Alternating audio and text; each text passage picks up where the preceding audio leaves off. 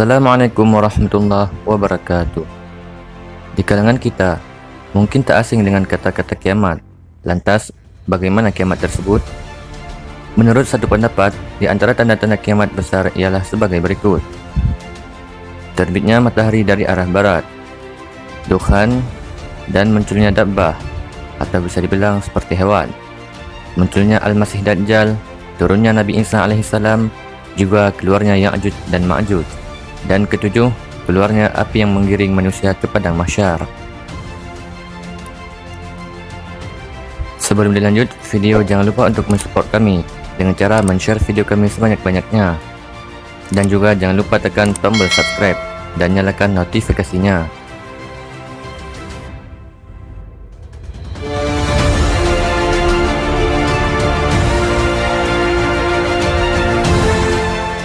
Rasulullah SAW bersabda, kiamat tidak akan datang sebelum matahari terbit dari arah barat.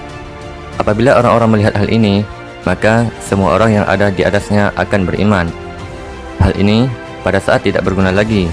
Iman seseorang yang memang belum beriman sebelum itu berusaha berbuat kebajikan dengan imannya itu. Di antara tanda-tanda hari kiamat adalah terbitnya matahari dari arah barat. Hal itu dianggap sebagai salah satu kemukjizatan terbesar dalam bidang astronomi dan ilmu gaib. Studi-studi astronomi telah menetapkan bahwa terbitnya matahari dari arah barat akan terjadi dan bukan sesuatu yang mustahil. Kabut. Allah Subhanahu wa taala berfirman, "Maka tunggulah pada hari ketika langit membawa kabut yang tampak jelas yang meliputi manusia. Inilah azab yang pedih."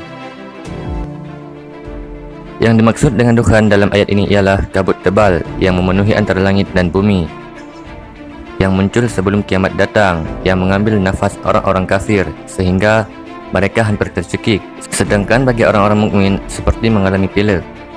Kabut ini berlangsung di muka bumi selama 40 hari. Munculnya dabbah, hewan yang dapat berbicara dengan manusia. Di antara tanda-tanda kiamat besar ialah keluarnya dabbah, yakni hewan dari dalam bumi yang dapat berbicara dengan manusia dengan bahasa yang fasih yang dapat dipahami oleh semua yang mendengarnya. Dabbah ini mengabarkan kepada mereka bahawa manusia dahulu tidak beriman kepada ayat-ayat Allah.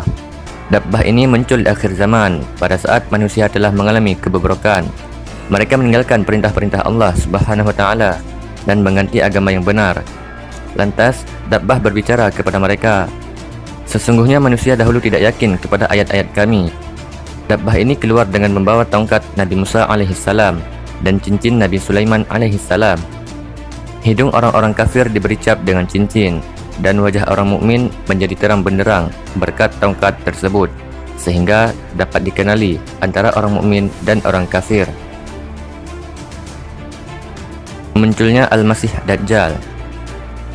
Dia dinamai Al-Awar Ad-Dajjal karena dia buta sebelah matanya yang kanan. Fitnahnya merupakan fitnah terbesar yang menimpa orang-orang di akhir zaman. Al-Awar Ad-Dajjal tidak hanya mengaku sebagai nabi, bahkan dia juga mengaku-ngaku sebagai Tuhan. Muncul beberapa hal yang luar biasa melalui kedua tangannya sebagai bentuk istidraj dari Allah Subhanahu wa taala kepadanya sebagai ujian bagi para manusia. Dia berkata kepada langit, "Hujanlah," maka langit pun menurunkan hujan. Dia berkata kepada bumi, "Keluarkanlah tanamanmu dan kekayaan yang kau pendam," maka bumi pun mengeluarkannya. Dia dapat membunuh manusia lalu menghidupkannya kembali. Dia mengelilingi seluruh permukaan bumi. Semua daerah yang dia masuki pasti berbuat kerusakan di dalamnya, kecuali Mekah dan Madinah. Sebab jika dia hendak memasukinya, dia menjumpai malaikat yang menjaganya. Makanya dia kembali dan gagal. Dajjal kali pertama muncul di sebuah kota yang bernama Asfihan. Pada awalnya dia diikuti oleh 70.000 orang Yahudi. Kemudian dia diikuti oleh orang-orang rendahan, orang-orang bodoh dan rakyat jelata. Dia berada di muka bumi selama 40 hari.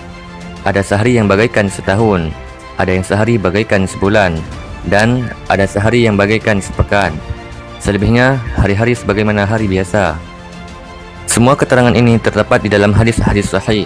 Kami akan menuturkan sebagian di antaranya dengan pertolongan Allah Subhanahu wa taala. Rasulullah SAW bersabda, "Tidak ada seorang nabi pun melainkan memberi peringatan kepada umatnya mengenai orang buta sebelah yang pendusta. Ingatlah bahwa dia buta sebelah. Sesungguhnya Rabb kalian tidak buta sebelah. Di antara kedua matanya tertulis kafir yang dapat dibaca oleh semua muslim." Rasulullah SAW bersabda, "Sesungguhnya Dajjal keluar dengan membawa air dan api. Maka air yang dilihat oleh orang-orang sesungguhnya adalah api yang membakar, sedangkan api yang dilihat oleh orang-orang sesungguhnya adalah air yang dingin dan segar. Barang siapa di antara kalian yang menjumpai hal ini, maka hendaklah dia menjatuhkan diri kepada sesuatu yang dilihatnya api, karena sesungguhnya hal itu adalah air segar yang baik." Turunnya Nabi Isa bin Maryam alaihi salam. Termasuk di antara tanda-tanda kiamat besar ialah turunnya Al-Masih Nabi Isa bin Maryam alaihi salam. Al-Quran dan hadis-hadis telah menunjukkan hal ini.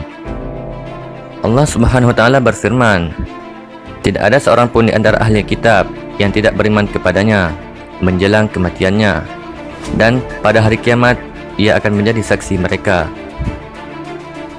Artinya, tidak ada seorang pun dari ahli kitab melainkan akan beriman kepada Nabi Isa alaihi salam menjelang kematiannya, dan pada hari kiamat Nabi Isa alaihi salam akan memberi kesaksian kepada mereka.